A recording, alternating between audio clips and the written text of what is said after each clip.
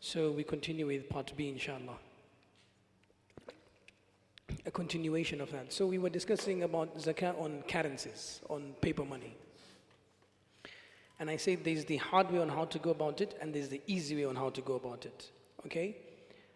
The basic principle is that zakah is only liable on a wealth, okay, if that wealth reaches the nisab, condition number one, and an entire year elapses on that, passes on that, okay? If within the year, somehow it drops below the nisab, then that wealth is not zakatable. And then what happens is, you begin the count of a year anew from the day you meet the nisab again. Is that clear? Okay. And then we say there's a possibility that the amount of money gradually increases. And we said that is subject to details. So I said, for example, if the money comes from the first money, right? For example, in our times, we will say you have company A, and you have an account for company A. And you put that, and it's gradually increasing. I said, even if it didn't increase, and then in the final month, the month in which zakah is due, you had a surge in your profit, you will link it up with company A's money. That's the origin, type A, the money type A, and you will calculate zakah on the sum, on the total. That is clear. If the extra money does not stem from company A's account, let's keep it that way, from type A money, okay? So what is supposed to be done? You don't calculate a new nisab afresh, because you've already reached nisab. You've already qualified to give zakah.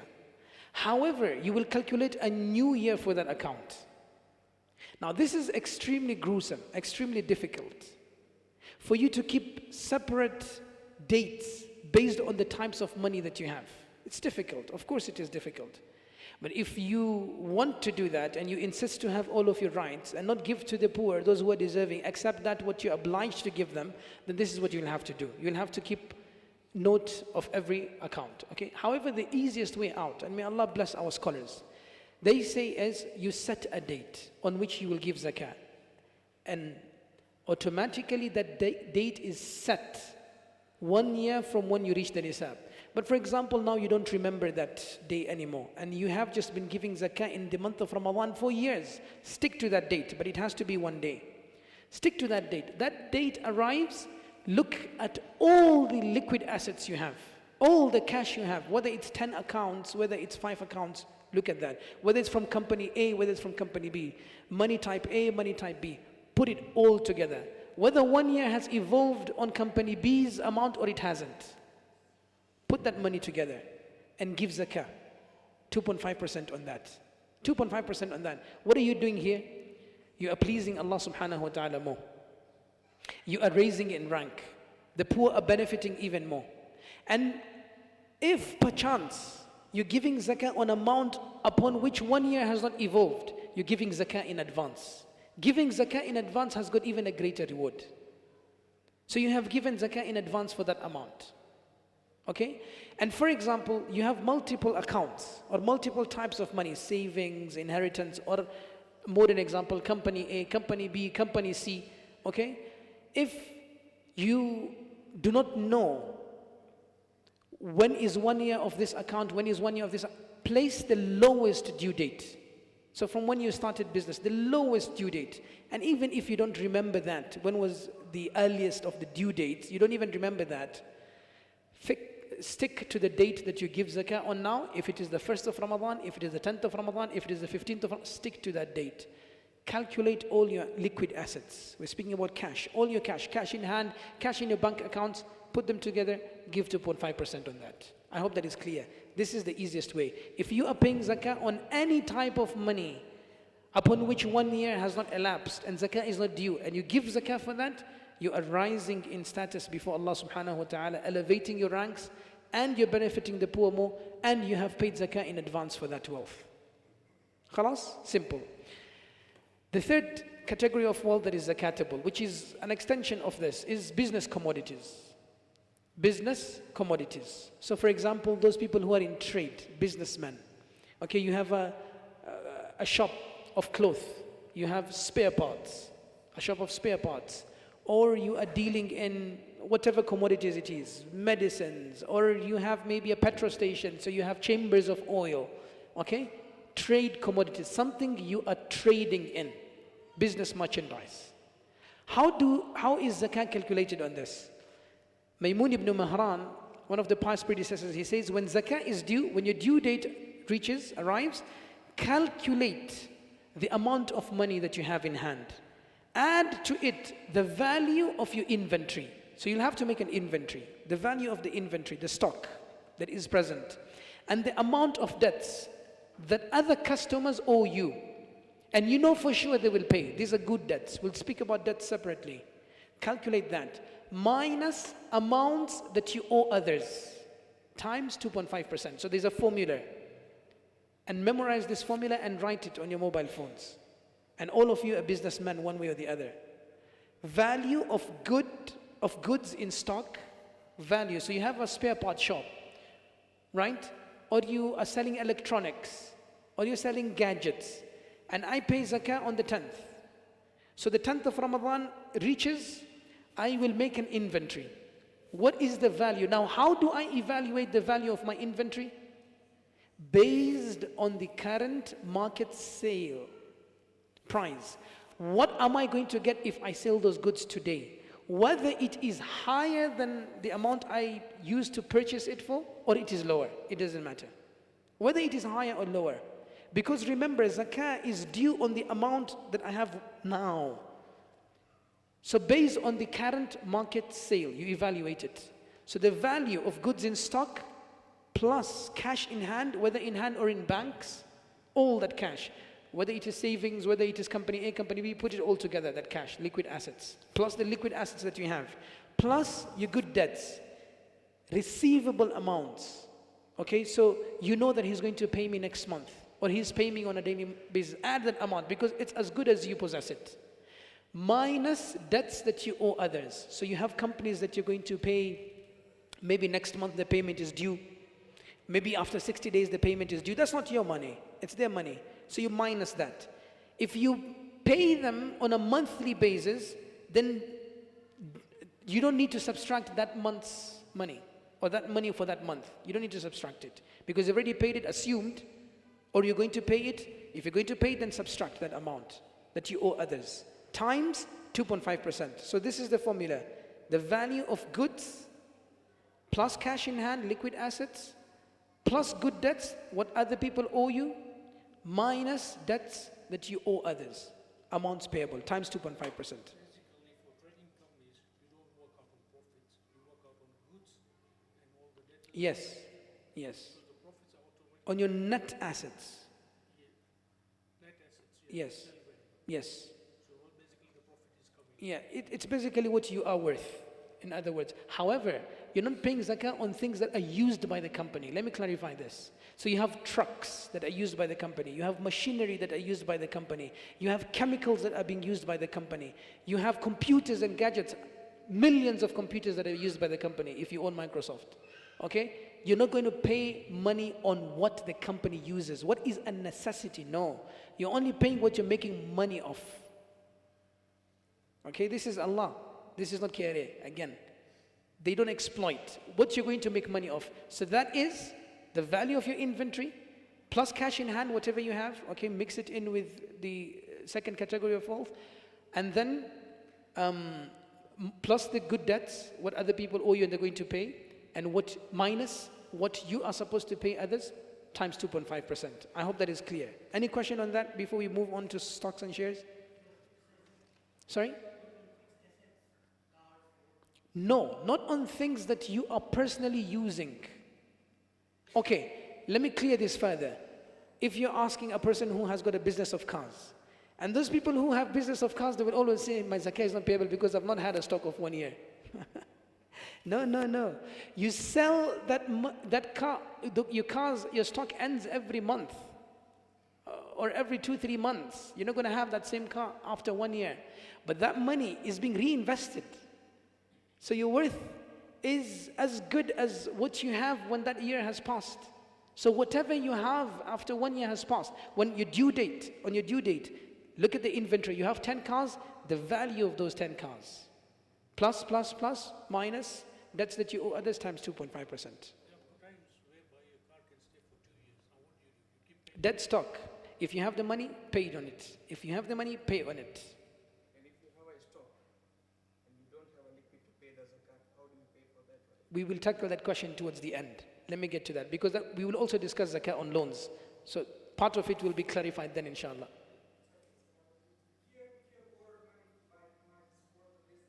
Yes. Yeah. We'll discuss zakah on loans, inshallah, as a separate category. Then if anything I don't clarify then we can get it clarified then. There's another scenario whereby you see nowadays there are companies. Companies, the shareholders can be non-Muslim. Stocks and shares, we will discuss that. This is trading company, but the partners there are non-Muslims, Muslims together. Based on your value, whatever your agreement is if your worth is 50% based on that. Based on your value. Okay, yes.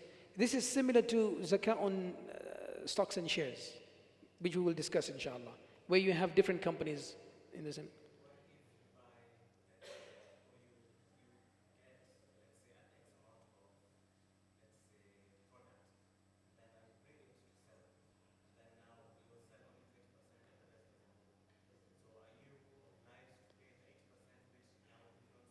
Yeah, as he asked, dead stock. For example, if you have the money to pay for that, pay. If you don't have, then you will have to calculate when you sell it and pay for all those years. If it's perishable, then I'm guessing that you're going to pay it. Or you're going to sell it, or it's a loss. Khalas, then you don't pay zakah on losses. Then you've not made anything. It's gone to a loss. You've not made any amount of that. Allah subhanahu wa ta'ala does not exploit your need. Right? This is the principle in Islam. Okay, so let's move forward. And then we will take questions and answers, inshallah. Okay, if you don't understand anything after, or your question has not been answered after we reach the final point, then inshallah you could bring it up. But hopefully I will clarify most of your questions, inshallah. So let's try and move, then we put the question and answers. So note your question. If you have a question, note it down. If I clarify it, alhamdulillah, cancel it out. If I don't clarify it, then put it on hold. Number 4, zakah on shares and stocks. This is a tricky, because this is contemporary issues, contemporary fatwa. Now, from a legal perspective, am I allowed to buy stocks and shares in a company? Now, when I'm speaking about stocks and shares, I'm speaking about equity funds, I'm speaking about mutual funds, I'm speaking about all these forms of funds, okay? These are all different names for funds, upon which zakah is actually obligatory, okay? Am I allowed to do that? The legitimacy or illegitimacy of investing in such companies is based on what the company deals with. If the company is dealing with majority haram, I'm not saying all haram, majority haram, then chances are that the source of your wealth is coming from haram, so you have to avoid investing. And there are explicit red flags. Riba, usury, gambling, okay? Or for example, pornography, which is one of the biggest money-making industries, unfortunately, okay? And people actually do make, if you research what insurance companies invest your money in, you will never want to buy an insurance anymore. It's everything that destroys society. And if you want to read a good article on that, text me, I will send you an article by an American researcher. Okay, 90% of whatever they invest in is things that are extremely, so you are spending money on a company that will invest in something that will come and destroy your child. Think about it that way. Okay, so if it deals with something that is explicitly haram, majority haram, then that is haram. If it deals with something that is majority halal, 70%, 80% is halal. Okay, inshallah, it's acceptable to deal with that. Okay, we should also be conscious if the company deals in illegitimate forms of trade. For example, gharar. Gharar is like cheating. Okay, it's a form of gambling. It's the category from where gambling stems in Islamic Sharia. Okay, undue risk taking. That's the loose translation in the English language. Undue risk taking, gharar. For example, pyramid schemes. Pyramid schemes. Buy something and then and the youth are very, commonly. And one of the biggest pyramid schemes is known as QNet, I think. Everyone asks about this question. Every youth asks about this question. And they have a fatwa. They will show you a fatwa from I don't know where. Okay, that it is halal. That they have been halalized. They're Sharia compliant. No, pyramid schemes. Anything that makes you easy money, think twice about it. Anything that makes you easy money, think twice about it. Okay? So, this is the Sharia perspective when it comes to investing in stocks and shares. Now, if it is a halal company, mutual funds, equity funds, etc., do I pay zakah on it? Yes, I pay zakah on it. And the stocks are of two types. Number one, those who invest in stocks for the short term. They invest in stocks as traders. They are active day traders.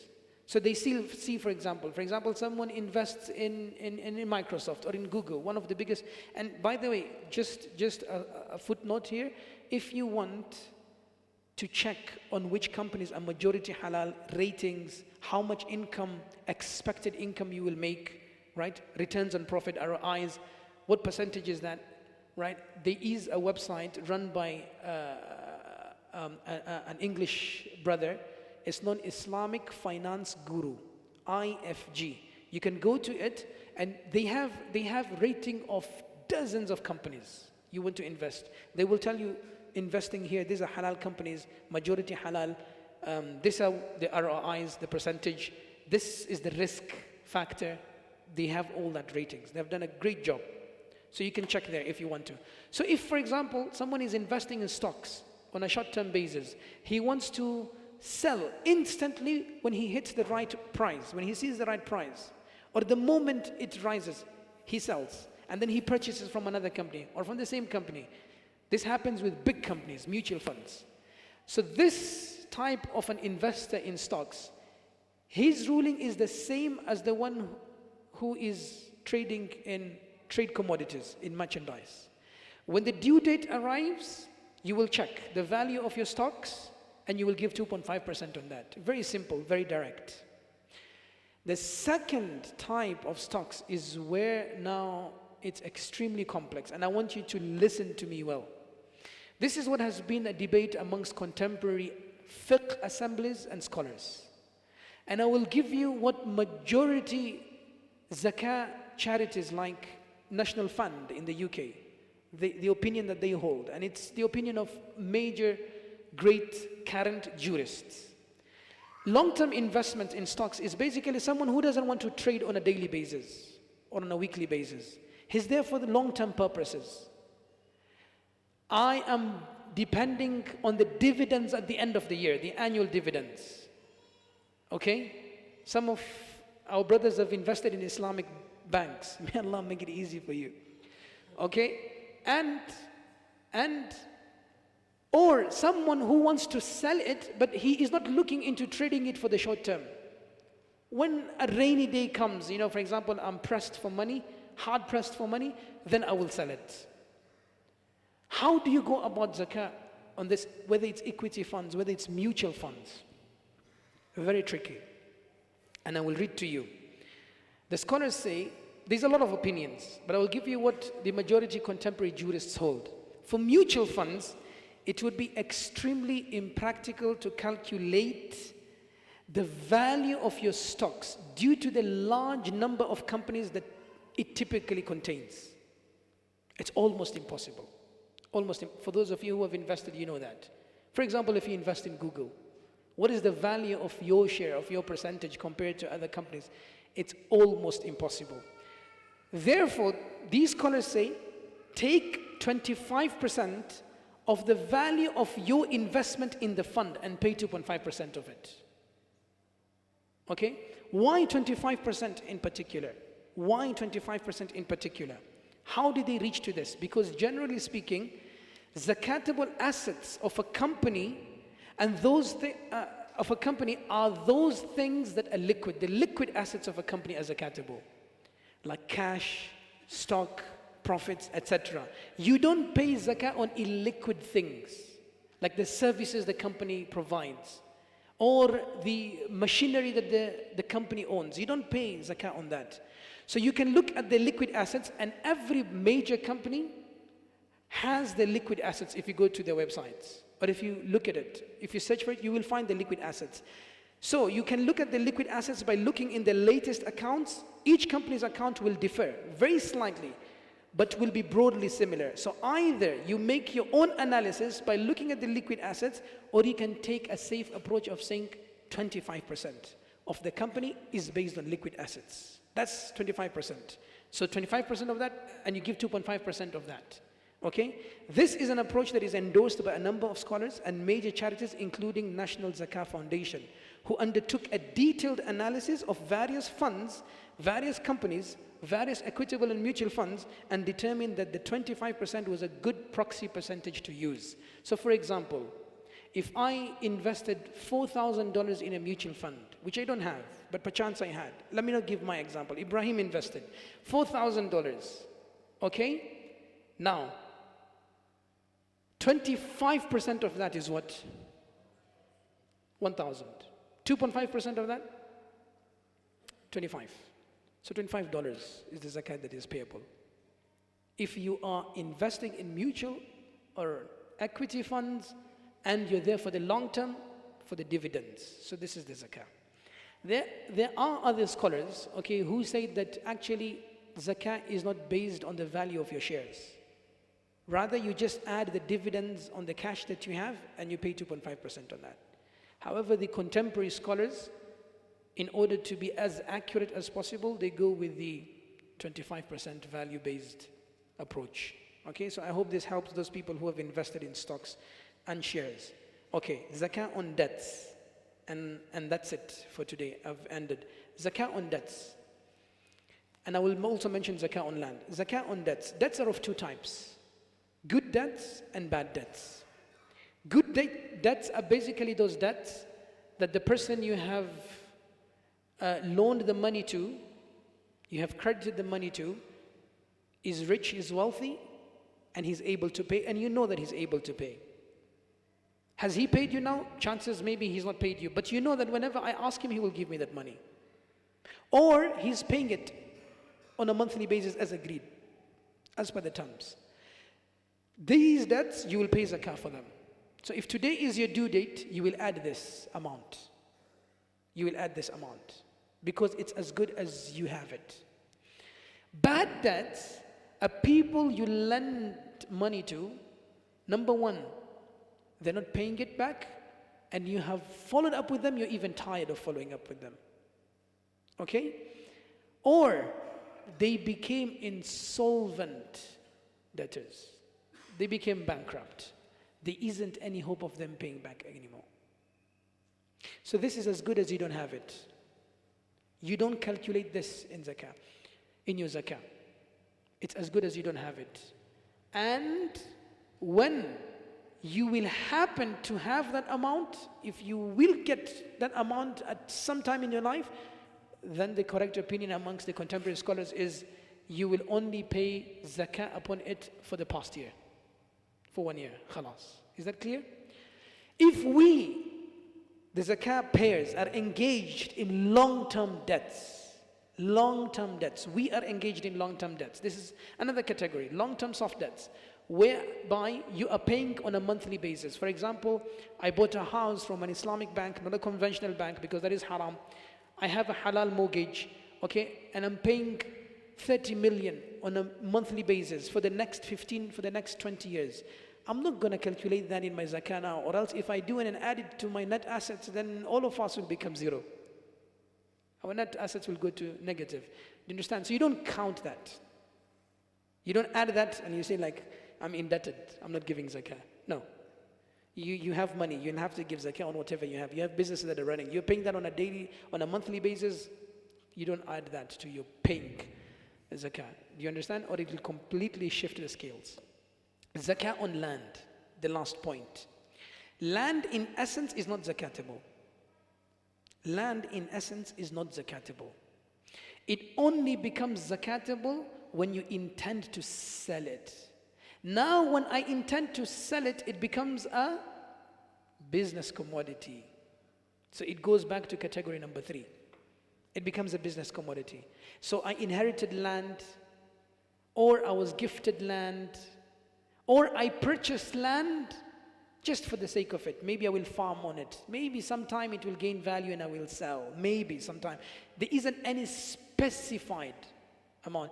Even if you have the slightest of doubt in selling it, it nullifies the legitimacy of you paying zakah on it. Sheikh Uthaymeen says that. Even if you have the slightest of doubts on it, you have to have a conclusive intention. I am selling this land. I've bought it to sell it. Now, 1 year elapses, it's like business commodities, 2.5% of the value. And if you don't have that money, then whenever you sell it, it's a debt that you owe Allah subhanahu wa ta'ala. You will have to pay it for all those years.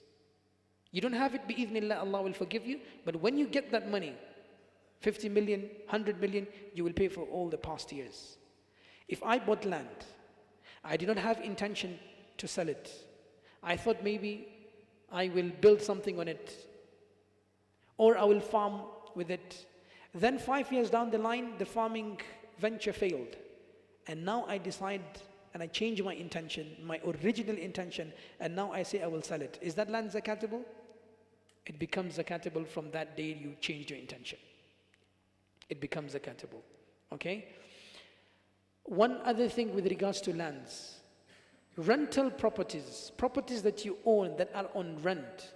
Am I paying zakah on the rental amount, or am I paying zakah on the value of that property? See, most people don't know this. You're only paying zakah on your rental amount. Only on your rental amount, not on the value, because you're not selling the house. The moment I intend to sell the house, it becomes a business commodity. Then I go according to the rules of business commodities. There's another scenario whereby developers develop. Now the house has not been sold, so they give it out on rent. But it's on market. So what do they? Which value should they take? The value? Yes. The value of the house, absolutely. I mean, if that rent is yours, then it's coming to your account, then definitely you will add it to your cash, your liquid assets, right? When your due date, okay, so let me now combine all these categories. So your due date is today, for example, or it's the first of the day of Ramadan, okay? I look into my accounts, I have account A, account B, account C, account D, whatever it is, and may Allah bless you and increase you in wealth, as long as you're discharging the obligatory charity. Collect all that, whether it's from your company, personal savings, salaries, whatever it is. Put all that together, 2.5% on that.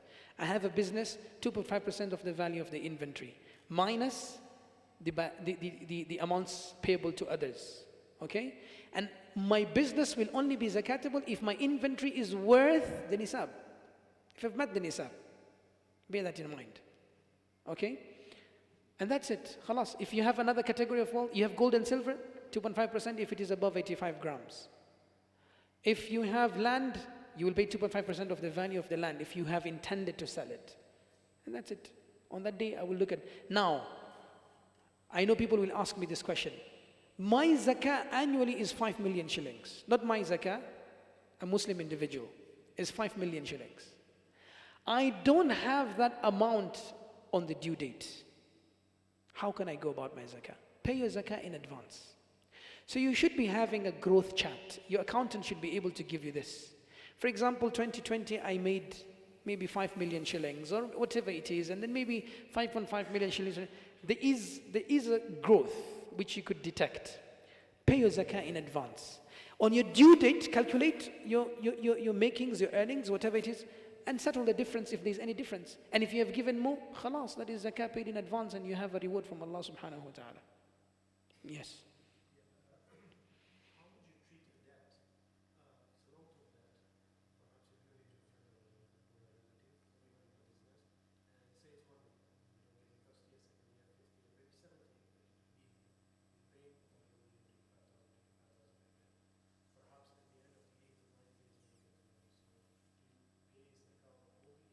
No, but you've been getting the 25,000 on a monthly. Okay. Okay. Is it agreed that she's going to pay after 10 years, or just the fact that he's, as I said, that's a bad debt. So you have followed this guy up and he's not paying. And you have no idea whether he's going to pay. That is as good as you don't have that wealth. Yeah, the moment you see after pursuing the guy is not paying, and now months have passed, maybe even years have passed, consider it a bad debt. And that's a debt you owe Allah subhanahu wa ta'ala. So when you get it, you'll pay 1 year. No. The correct opinion according to the contemporary scholars, you pay 1 year on that, because you've just owned it now.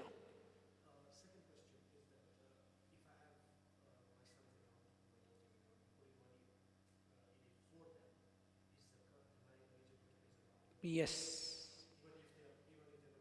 Yes. And this is a very, very good question. And under it falls in the topic of, because it's wealth, and it has met the nisab. Okay, it's wealth and it has met the nisab. And this is also the answer with regards to orphans who have wealth. Aisha radiallahu ta'ala anha had orphans under her whom she looked after. And she had their wealth. And these orphans say that she used to pay zakah on our wealth. And that is why Umar bin Khattab radiallahu ta'ala anhu used to say, ittajiru amwal al-yatama li'alla ta'kulaha zakah. Invest the wealth of the orphan so that zakah cannot consume it. So the guardian of the orphan will pay zakah on it.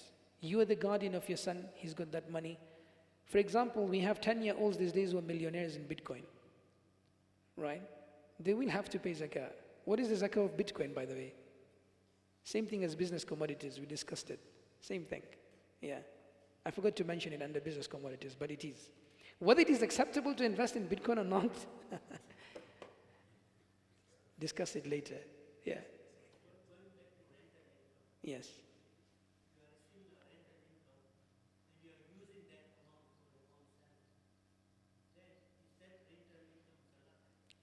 Very simple formula I gave.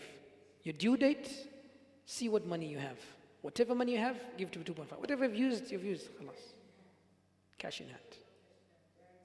Whatever it is. Liquid assets. Simple as that. Wallahi, it's extremely simple. We have made zakah very complicated. Abdurrahman, you can cut the recording. It's okay. The live stream.